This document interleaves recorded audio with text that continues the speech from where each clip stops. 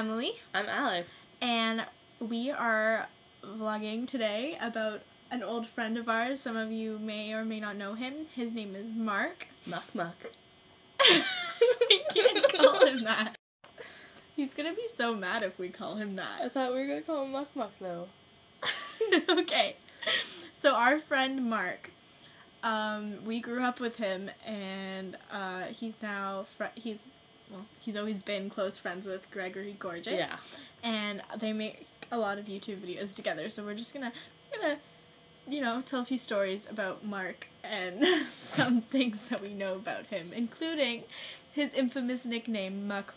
So Alex and I have been friends since we were in kindergarten, and I think, what grade were we in? 6? What story are we telling? When he moved here.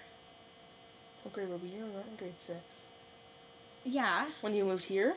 Not me. Him. He moved To Mississauga. when we were like in grade 1. No. Okay, let me try again. Mark moved into our complex when we must have been in like grade 3 or 4 then. Yeah, it wasn't grade 6. Definitely not grade 6, because I moved after that, and I knew him for longer than that, so I'm borderline retarded. It's okay.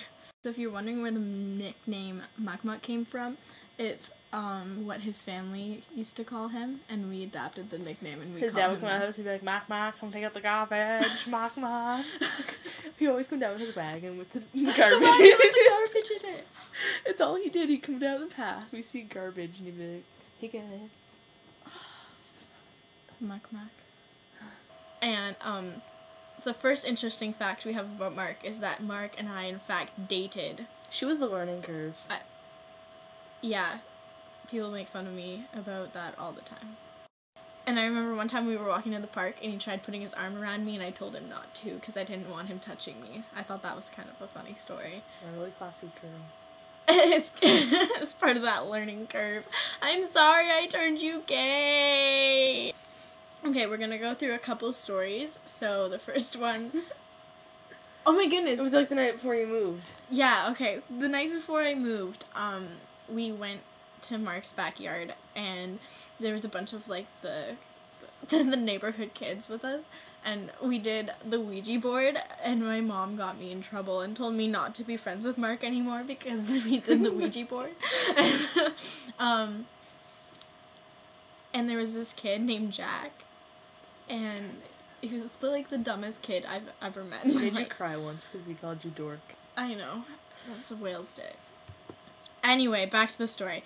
And like, Jack like poured hot wax like all over Mark, and it was really good. And then Jack was all like, poured it down his own shirt and then blamed us, and we all got in trouble for it, I think. Yeah.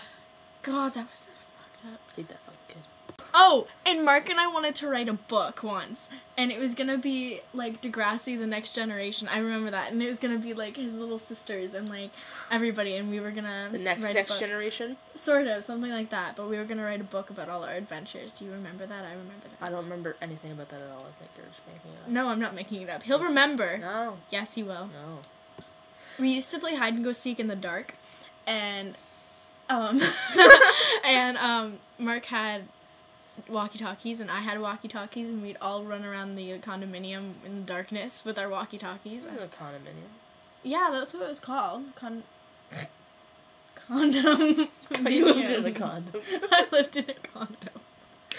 And then one of the first times I went back to visit Mississauga, we watched Rent with Mark.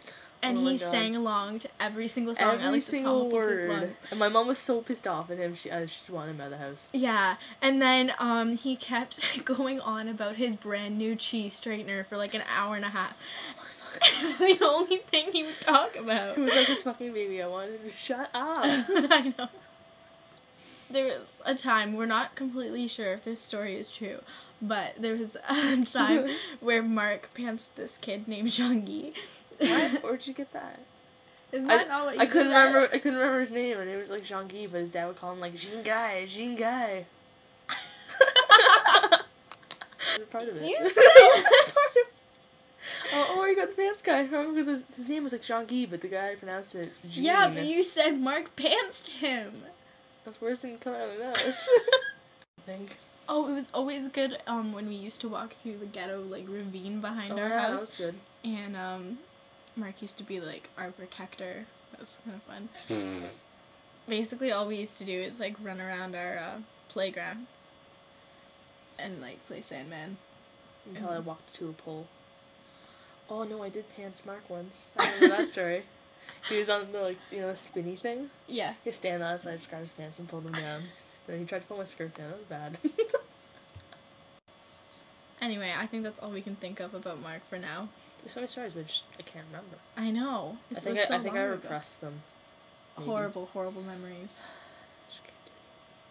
So basically, after the past, like, 6 months or so, we started getting back in touch with Mark, and we love him very much. And he's now friends with my Mark from Mark and Alex, and they promote each other's videos and stuff. And it's nice and sweet. I'd like to see you again. It's nice. I'd like to see you. I've never seen him anymore, though, even though he lives across the road. You should probably do that. Oh. Anyway, that's it for now. Bye-bye. Bye.